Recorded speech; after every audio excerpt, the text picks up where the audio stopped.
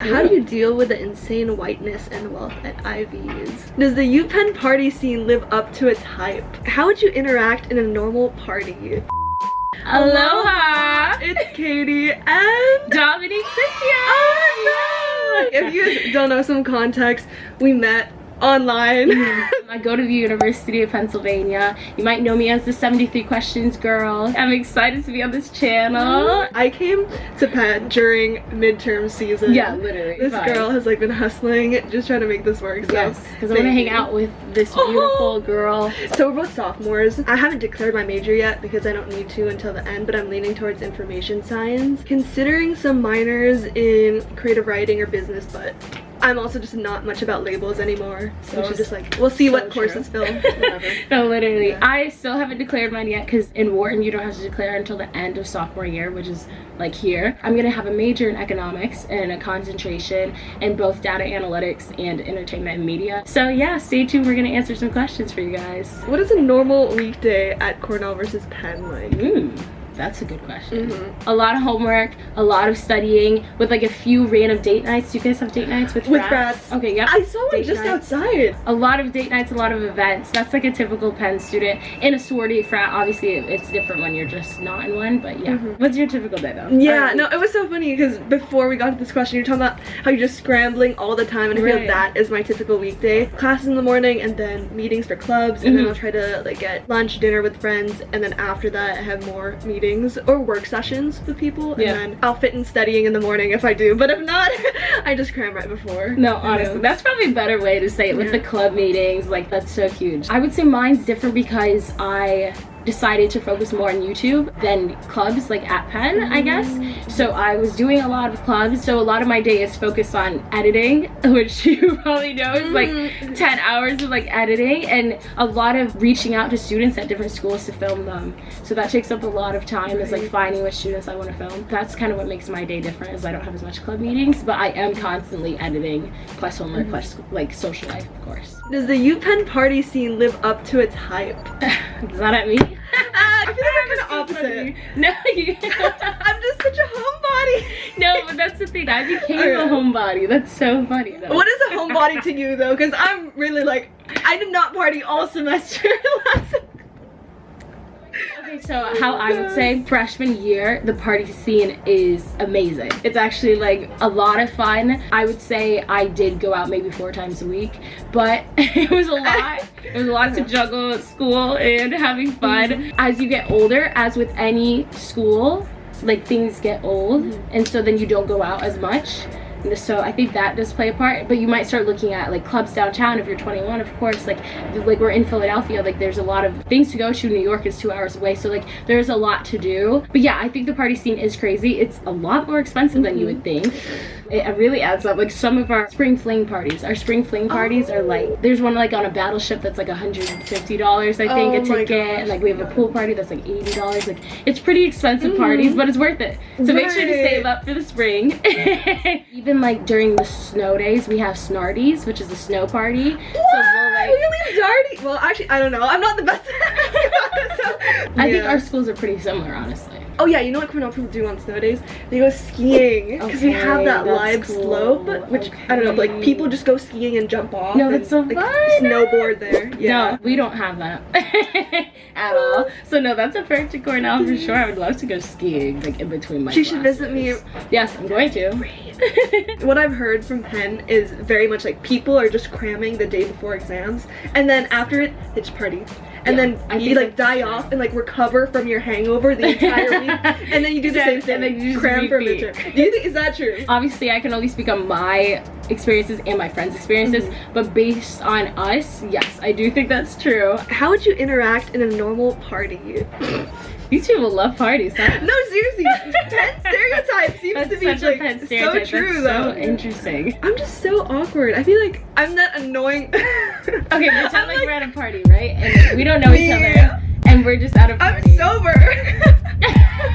Me too. I'll probably do for 2 minutes. I'll be like, yes, like vibing, but then after a bit, I'll be like, when are we gonna leave? Like, when are we going? 12 o'clock? We actually are the opposites, because usually at parties, if it's like, let's say it's really calm and like nobody's really dancing, I'll be the first to go to the dance floor. and you be get like, it going. come on guys, come on, like I'll hype I everyone want up. to party with you, dude, Yes, if I ever do. Come, literally, that's like how the life, like I try to bring up the energy, like every party. I just stopped going because I felt bad after a while because my friends were actually having a good time and I was like, this is not my scene. But that's a good thing though, like it's not for everyone. So if you don't like it, I feel like you shouldn't do the social norm. And if you prefer to like read a book or like do art, like do that instead on your Friday night than like trying to fit in. Is it hard to make close friends in uni? Would you say you have closer friends in university, or like if you were to say your bridesmaid right now, would you say it's probably mostly university or mostly high school? My high school. Okay, interesting.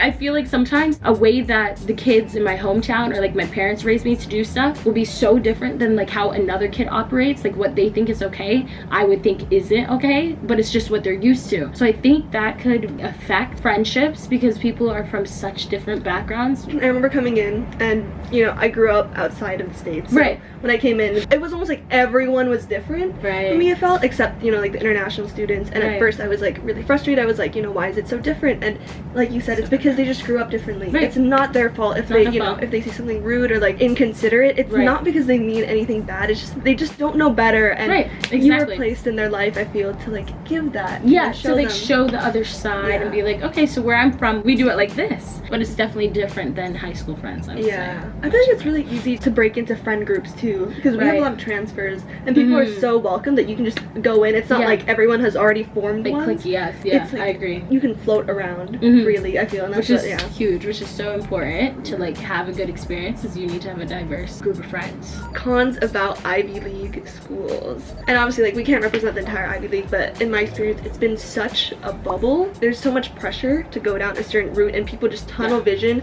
towards like the internship and then full-time job, like, progression of life. It can get hard to break out of.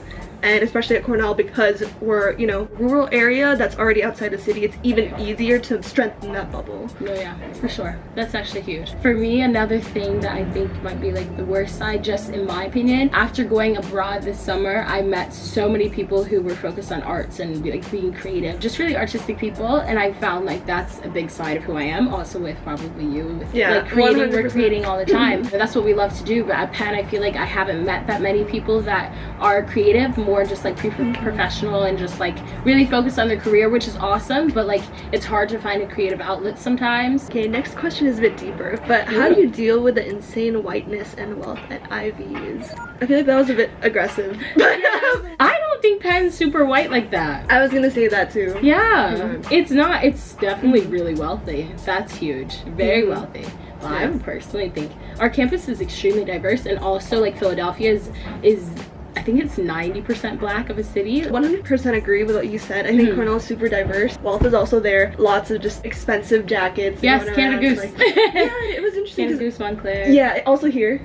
Same thing. Wow. Okay. Same thing. Got it. I was talking to a friend at Northeastern, and she was talking about how if you wore a Canada Goose, like it was a flex, and people would like look at you, but it's so normal at Cornell that I never thought twice. I think it became normal for me. At first it was like, whoa, like it is a flex. No offense to Canada Goose, the company. I'm sure you're sponsor us. No. I take a free one. No, yes, I'll take a free one too. They're warm. They're actually so warm. You learn about people that have millions of dollars and how they still act normal, and they still face the same issues you do. Right, they're still normal kids. They have loads of money, they can buy whatever they want, but they're still normal people, which I think was really cool to see.